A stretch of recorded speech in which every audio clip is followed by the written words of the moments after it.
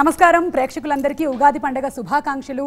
ఉగాది పండుగ అంటే బోలెడంత కొత్తదనాన్ని మన కోసం తీసుకొస్తూ ఉంటుంది. మరి ఉగాది పండుగ కన్నా ముందే ఒక సినిమా ఒక కొత్త ట్రెండ్ని తీసుకొచ్చింది, ఒక కొత్త గాలిని మన వైపు తీసుకొచ్చింది. ఒక మాటలో చెప్పాలి అంటే ఊపిరి హాయిగా ఆడుతోంది. సో ఊపిరి టీమ్ నాగార్జున గారు, వంశీ గారు, వారితో పాటు జనరలీ వారి సినిమాల్లోకో లేకపోతే ఆడియో రిలీజ్ కార్యక్రమాల్లో మాత్రమే మనకి మాట్లాడుతూ వినిపించే కనిపించే రాఘవేంద్రరావు గారు ఈరోజు ఒక ప్రేక్షకుడిగా మనతో ముచ్చట్లు చెప్పడానికి వచ్చారు ఊపిరి సినిమా గురించి. Sir welcome. శుభాకాంక్షలు ప్రేక్షకులందరికీ ఉగాది శుభాకాంక్షలు. ప్రేక్షకులందరికీ ఉగాది శుభాకాంక్షలు. Happy new year. వంశీ గారు మీరు కూడా చెప్పేయండి. ప్రేక్షకులందరికీ దుర్ముఖి నవ సంవత్సర శుభాకాంక్షలు. అండ్ ఇద్దరికి కంగ్రాచులేషన్స్ అండి. ఇద్దరు చెరో హ్యాట్రిక్ కొట్టారు. నాగార్జున గారు మనం సోగ్గాడే చిన్న నాయన, ఊపిరి ఆల్ డిఫరెంట్ 4 ఎంఈకే.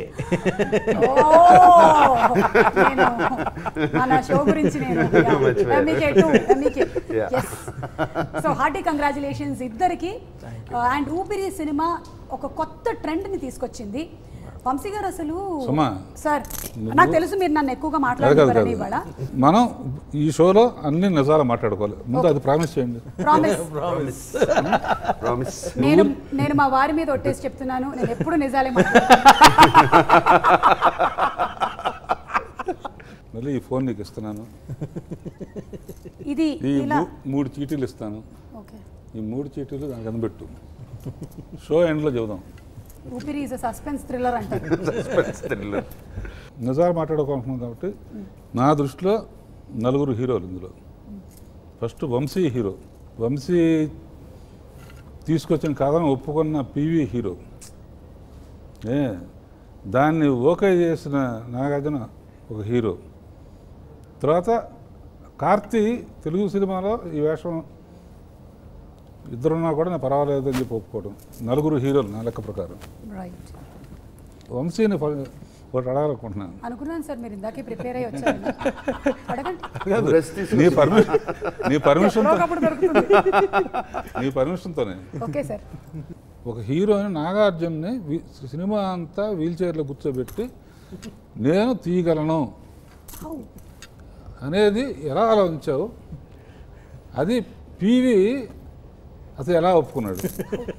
నా దగ్గరగా నువ్వు ఆ కథ తెచ్చుంటే, ఏమంటే మీరు అప్పుడప్పుడు సినిమాలు కూడా తీస్తున్నారు కదా, బయట డైరెక్టర్తో చేస్తున్నారు కదా, నాకు తెచ్చుంటే నాగార్జున దగ్గరికి వెళ్తే కొడతాడే. అలాగే వచ్చారండి దగ్గరికి వచ్చినప్పుడు. నిజం చెప్పాలంటే గురుగారు, నిజంగా ఆ భయంతోనే వెళ్ళాం. అంటే ఎప్పుడైనా ఒక డెస్టినీ అనే దాంట్లో నేను చాలా నమ్ముతాను గురుగారు. అంటే ఈ సినిమా నేను ఆ ఫ్రెంచ్ మాతృక ఇంటచబుల్స్ చూసి ఎక్కడో నాతోని ఉండిపోవడం, నేను ఈ సినిమా చేయాలనుకోవడం. దీనికి 2 years బ్యాకే నాగార్జున గారు ఈ సినిమా చూసి అమలా గారితో ఇలాంటి సినిమాలు వస్తే బాగుండు కదా అని ఆయన అనుకోవడం. సో అనుకోకుండా నేను ఆ క్యారెక్టర్ నాగార్జున గారు అయితేనే బాగుంటుంది అనుకోని నేను అనుకోవడం. ఆ తర్వాత ఆయన దగ్గరికి వెళ్ళినప్పుడు నిజంగా భయంతోనే వెళ్ళాను గురుగారు. అంటే మీరు సినిమా మొత్తం వీల్ చైర్లో కూర్చోవాలని నాకు ఎలా చెప్పాలి, అసలు ఏమని చెప్పాలి?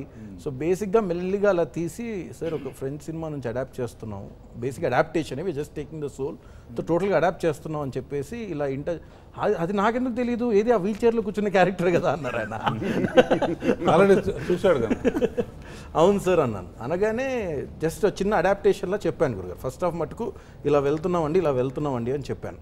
ఆ తర్వాత సెకండ్ హాఫ్ కొంచెం నాగార్జున గారిని మీరు అడిగినట్టే ఒక కమర్షియల్ పందాలో వెళ్ళిన డైరెక్టర్గా నాగార్జున గారిని ఎలా వీల్ చైర్లో కూర్చోబెడతాం, సెకండ్ హాఫ్లో ఒక ఫ్లాష్ బ్యాక్ పెట్టాలి, ఆయన లేచి నిలబడాలి, ఆయన ఇలా అయిపోయారని ఒక కథ చెప్పాలి అనే ఫీలింగ్తో ఒక ఫుల్ సెకండ్ హాఫ్ చెప్పిన తర్వాత ఆయన విని, వంశీ నువ్వు ఏ ధైర్యంతోనైతే నా దగ్గరకు వచ్చిన వీల్ చైర్లో కూర్చోమన్నావో నువ్వు అదే ధైర్యంతో సినిమా చేయి. నేను ఏదో దీంట్లో డాన్సులు చేయాలి, ఫైట్లు చేయాలి, లేకపోతే నేను నిలబడాలి, ఇవన్నీ వద్దు, నేను నడిచే అవసరమే లేదు ఈ సినిమాలో. ఆయన ధైర్యం ఇచ్చింది మాత్రం ఆయన్నే గురుగారు. నేను నిజాలు చెప్పాలనుకున్నాం కదా. నేనైతే మనస్ఫూర్తిగా నాగార్జున నన్ను ఎంతో గౌరవిస్తాడు, వాళ్ళ కుటుంబంతో ఎంతో గౌరవిస్తారు. అట్ ది సేమ్ టైం అద్భుతమైన క్యారెక్టర్ వేయాలి, నాగార్జున నాగేశ్వర్లాగా గొప్ప ఆర్టిస్ట్ అవ్వాలని నాకు పర్సనల్గా కూడా లైకింగ్.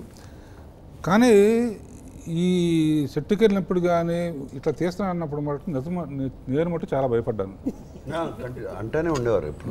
నాకు చాలా భయం వేస్తుంది చాలాసార్లు. ఏమైపోతాడు, క్యారెక్టర్ బాగున్నంత మాత్రాన వంశీ బాగా తీసాడని తెలుసు నాకు అంత ముందు. అయినా కూడా కొత్త డైరెక్టర్స్ వాళ్ళ ఆవేశం ఏదో ఉంటుంది, ఈ ఆవేశంతో ఏదో చేస్తానంటారు. ఎట్లా అని చూచాయగా బాబు నాకు ఎందుకో అన్లెస్ ఏదో ఉంటే తప్ప అన్నట్టు చెప్పలేక చెప్తున్నాను. రియల్ ఇందాక హీరో అని ఎందుకన్నానంటే బహుశా సినిమా చూసిన తర్వాత అనిపించింది వంశీ అసలు చెప్పింది వీల్ చైర్లో ఉన్నాడా లేదా అని అంటం కన్నా ఆ చెప్పిన సీన్స్ కానీ ఆ ట్రీట్మెంట్ కానీ ఒక్కో షాట్ కూడా కళ్ళకు కనపడినట్టు చెప్పుండాలి. అలా చెప్పుండక బట్టే డెఫినెట్గా ఉప్పుని ఉండాలి. లేకపోతే మటుకు మీరు వీల్ చైర్లో ఉంటారండి, ఒకతను సపోర్ట్గా వస్తాడండి అంటే మటుకు డెఫినెట్గా ఐ థింక్ నీ మైండ్లో టోటల్ పిక్చర్ ఉండుండాలి వంశీ. అది గ్రాస్ప్ చేసే కెపాసిటీ తను నాగార్జున ఏంటంటే నేను ఒక మన్మధుడిని, నేను ఒక ఇంకా నన్ను సోగ్గాడు లాగా చూస్తున్నారు అనేది మైండ్లోంచి తీసేసి ఈ హాజ్ సీన్ ది విజన్. ఆ క్యారెక్టర్ని కానీ ఆ క్యారెక్టర్ లుక్స్ ఎలా ఇవ్వాలి, ఒట్టి లుక్స్తో చేయొచ్చు, సీన్ పండితే చాలు, దానికి ఆర్టిస్ట్ అవసరం లేదు, సీన్ పండాలి, ఇన్ని ఆలోచించి డెఫినెట్గా ఒప్పుకుంటాడు. సినిమా చూసిన తర్వాత అనిపించింది ఎందుకు నాకు ముందు అంత భయం వేస్తుంది, ఎందుకు ఇతను లైక్ చేస్తుంది. హ్యాట్స్ ఆఫ్ వంశీ, నిజంగా చెప్తున్నాను, మనస్ఫూర్తిగా చెప్తున్నాను. అసలు ఇది ఆలోచించిన విధానం కానీ, అందుకు మంచి సినిమాలు రావు అని అంటారు సుమ. ఒక డైరెక్టర్ మీద నేను నా ఎక్స్పీరియన్స్తో చెప్తున్నాను, రామారావు గారు, నాగేశ్వరరావు గారు, మిగతా ఆర్టిస్టులు సంగతి కాదు, ఒక డైరెక్టర్ మీద పూర్తి నమ్మకం పెట్టుకుంటే 100% మన డైరెక్టర్స్ అద్భుతమైన సినిమాలు తీయగలరు. అందులో కొత్తగా వచ్చే జనరేషన్ మటుకు they are coming out with fresh ideas, new ideas. అలాంటి డైరెక్టర్స్కి ఇలాంటి హీరోస్ ఉంటేనే ఇలాంటి సినిమా బయటకు వస్తుంది. మళ్ళీ అలాంటి ప్రొడ్యూస్ ఉండాలి. అందుకనే ఈ నలుగురిని హీరోలుగా అభివర్ణించాను.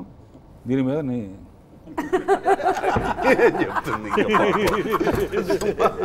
Absolutely true sir. మేము నాగార్జున గారి విషయంలో మాత్రం మీరు ఏదైతే చెప్పారో వి ఆల్ యాక్సెప్టెడ్ యూనివర్సలీ. ఎందుకంటే ఆయన ఒక పక్కన యాంకరింగ్ చేస్తూ ఉన్నారు, ఇంకో పక్కన సొగ్గాడే లాంటి క్యారెక్టర్ చేస్తున్నారు, ఊపిరి లాంటివి చేస్తున్నారు. మాకు తెలిసి వారి ఇంట్లో ఒక చిన్న ల్యాబ్ ఉంది, ఎక్స్పెరిమెంట్స్ చేస్తూనే ఉంటారు. It has so many experiments. Annamayya చేస్తున్నారు, శ్రీరామ్ చేస్తున్నారు, అందరూ యాక్సెప్ట్ చేసేలాగా చేస్తున్నారు. సో నాగేశ్వరరావు కమర్షియల్ సినిమాలో కమర్షియల్ యాంగిల్స్ లేకపోతే చేయను నేను. ఆల్వేస్ ఏ సినిమాలైనా దీంట్లో కూడా అదే lot of commercial bits in the film. Whole Karthi's character Tamannaah's and Prakash Raj great కదా బాబు. ఏంటంటే ఐడియా కానీ క్యారెక్టర్స్ కానీ అందులో ఉన్న సోల్, ప్రతి క్యారెక్టర్లో ఉన్న సోల్ అద్భుతం, బ్యూటిఫుల్. ఇది చూడబట్టే నాకు డెఫినెట్గా ఏమాత్రం నువ్వు ఆ విజన్ చూడబట్టే నేను అన్నమయ్య కథ చెప్పించినప్పుడు కూడా భారతితో బాబు నేను పక్క రూమ్లో ఉంటాను, నువ్వు ఒకసారి విను అన్నాను. గ్యారంటీగా నేను అనుకునే సేఫ్టీ ఎందుకు వచ్చింది కూడా అని చెప్పేసి గ్యారంటీగా నీకు అవార్డు మట్టుకు వస్తుంది, అవార్డు మట్టుకు వస్తుంది, ఆ యాంగిల్లో విను అని చెప్పి పక్క రూమ్లోకి వెళ్ళిపోయాను నేను. ఆ గంట కథ చెప్పిన తర్వాత బయటకు వచ్చిన కళ్ళు ఎర్రబడిపోయాను అనమాట. ఇది అవార్డు ఏంటంటే దీనికి నేషనల్ అవార్డు వస్తుంది, డబ్బులు వస్తాయి అన్నది. అంటే ఒక హీరో తన యాంగిల్లో కాకుండా టోటాలిటీగా చూడటం. నేను అందుకనే నిజాలు ఒప్పుకుంటున్నా కదా, ముందు నాకు భయం వేస్తుంది, ఆ తర్వాత చాలా ఆనందం వేస్తుంది. ఎందుకంటే అంటే ఎవరి సినిమా అయినా బాగుండాలని అనుకుంటాం. పర్టికులర్గా వంశీ సచ్ ఏ వండర్ఫుల్ వ్యక్తి, డైరెక్టర్గా చాలామంది మంచి. పర్టికులర్ ఈ సినిమాలో ఎవ్రీ వంశీ చెప్తున్నాను, డీటెయిల్స్ వర్క్ చేసిన డీటెయిల్స్ కానీ ఒక షార్ట్ అమ్మలో ఫోన్ చేసి చెప్పాను బాబు, చెప్పింది డైరెక్షన్ స్కూల్లో చూపించండి, ఒక ఇంపాసిబుల్ క్యారెక్టరైజేషన్స్ కానీ ఇంపాసిబుల్ సబ్జెక్ట్ తీసుకున్నప్పుడు ఎంత క్యాల్కులేటివ్గా ఉండాలి షార్ట్ అనేది, ఆర్టిస్టులను ఎంతవరకు చేయించాలి, మెలోడ్రామా చేయొచ్చు, బోనంత మెలోడ్రామా చేయొచ్చు. అండ్ తర్వాత నాకు పోస్టర్స్ చూసిన తర్వాత నాగార్జున నవ్వు, నేను అదే అన్నాడు, నవ్వుతో కొడతావు అన్నది.